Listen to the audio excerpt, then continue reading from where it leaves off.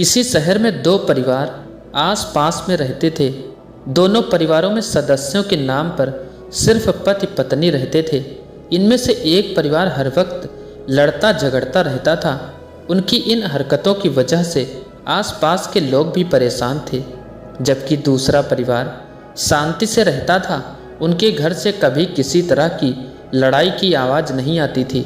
एक दिन झगड़ालू परिवार की पत्नी ने अपने पति से कहा, अपने पड़ोस में भी पति पत्नी रहते हैं, वे कितने शांत हैं, उनके घर से कभी किसी तरह के विवाद की आवाज़ नहीं आती।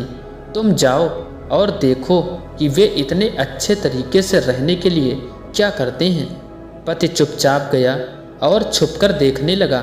उसने देखा कि पत्नी हाल में फर्श पर पोंछा लगा रही है। तभी किचन से कुछ आवाज़ आई और वो किचन में चली गई। तभी पति अपने कमरे से निकलकर बाहर आया तो उसकी ठोकर से हाल में पानी से भरी बाल्टी का सारा पानी फर्श पर फैल गया। आवाज़ सुनकर पत्नी किचन से आई तो देखा कि पूरे फर्श पर पानी ही पानी है।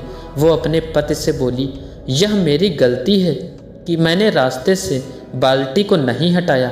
पति ने जवाब दिया, नहीं, ये मेरी गलती है क्योंकि मैंने ध्यान से नहीं देखा और गलती से मेरा पैर बाल्टी पर लग गया।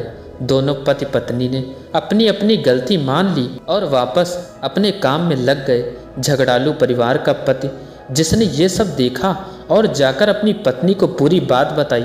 झगड़ालू पति पत्नी थोड़ी देर खामोश रहे और फिर पति ने कहा, उनमें और हम लोगों में यही अंतर है कि हम एक दूसरे को गलती के लिए जिम्मेदार ठहराते हैं, जबकि वे खुद को गलती मानने को तैयार रहते हैं। इस वजह से उनका परिवार खुशहाल है। झगड़ालू पति पत्नी को अपनी गलती का एहसास हो चुका था और उन्होंने इस घटना से भविष्य के लिए सबक भी ले लिया।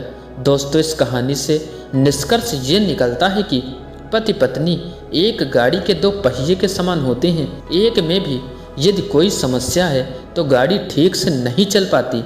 गृहस्थी की गाड़ी आपसी सामंजस्य पर टिकी होती है। इसमें अगर जरा सा भी ईगो यानी अहंकार आ जाए तो फिर इसे चलाना बहुत कठिन हो जाता है।